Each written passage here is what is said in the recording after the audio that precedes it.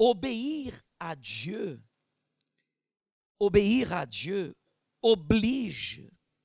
naturellement de l'homme la conscience de la foi. Car vous voyez que quand vous vivez par la foi, vous vous détournez de certaines choses qui aux yeux du monde, il y a des personnes qui sont en train de vivre, de faire ce que vous vous éloignez et ils le font comme si c'est quelque chose naturel. Il y a des personnes ici à l'église, par exemple, qui ne prostituent pas, qui n'adultèrent pas, qui ne volent pas, qui ne mentent pas. Des personnes que dans leur tête, elles se disent, je sais que je fais tout ce que Dieu me demande. J'obéis. Mais cette obéissance, Église, elle n'attire pas l'attention de Dieu si la foi n'est pas là. Parce que tout ce que vous dites, que vous faites comme obéissance, il y en a des milliers de personnes qui le font aussi. Ils ne croient pas ni même en Dieu.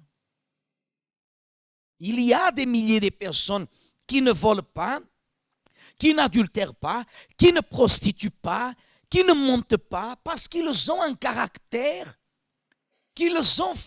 la famille peut-être a forgé ce caractère, ils ne font rien de ça. Et en plus, ils ne croient pas en Dieu. Alors, qu'est-ce qui distingue ces deux personnes?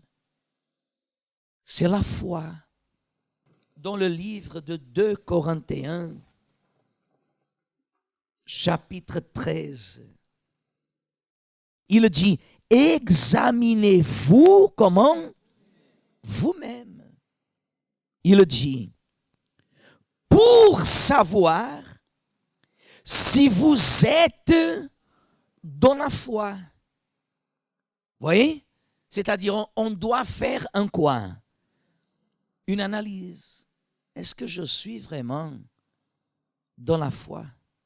Et si votre réponse, elle est, je dirais, elle confirme, j'allais dire positive, elle est positive. Mais non, je dis, si elle confirme que vous êtes dans la foi, il continue, qu'est-ce qu'il dit? Éprouvez-vous vous-même. Éprouvez-vous vous-même. Vous voyez que des fois, vous êtes face à une situation que quelqu'un vous réprimande, que quelqu'un vous exhorte, que même à l'église, il y a des choses qui peuvent se produire. Et vous dites, non, je ne m'attendais pas de cette personne qu'elle fasse ce qu'elle a fait. Mais Dieu a permis ça afin que vous vous éprouviez à vous-même. La preuve, c'est qu'une fois que cela est arrivé, votre cœur a été taché. Vous êtes en train d'être mis à l'épreuve. Dieu vous éprouve. C'est pour cela que dans regardez ici, dans toute situation et circonstance, nous sommes mis à quoi? À l'épreuve. Quand la personne, des fois, elle dit comme ça, ah, je suis faible. Ah, pasteur, je me sens faible, je suis faible. Et vous pensez que je suis toujours fort? Vous pensez que je me réveille tous les jours le matin, je dis, je suis fort. Je ne me souviens pas quel a été le jour que cela est arrivé. Parce qu'on affronte tant des luttes et des combats que la vision des choses, ce que nous vivons. Mais aucune de ces choses nous font adhérer aux faiblesses. Parce que plus fort est celui qui habite en moi que celui qui est dans le monde. Est-ce que vous comprenez? Nous passons par des luttes. Des fois, la personne elle a une apparence qu'elle montre aux autres qu'elle est forte. À l'extérieur, mais à l'intérieur, elle est quoi?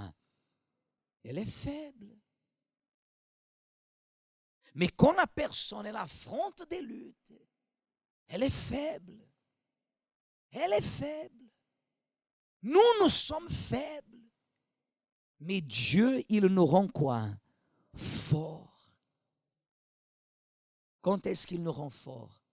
Lorsque nous n'adhérons pas aux faiblesses. Je puis tout en celui qui me fortifie.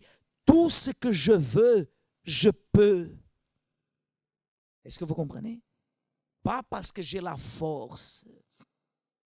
Pas parce que j'ai la condition.